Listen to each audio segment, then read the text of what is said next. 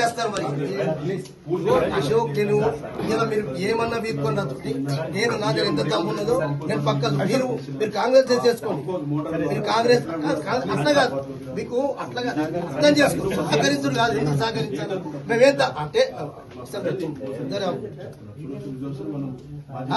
తప్పేంది ఎన్ని రోజులు పెడతారు.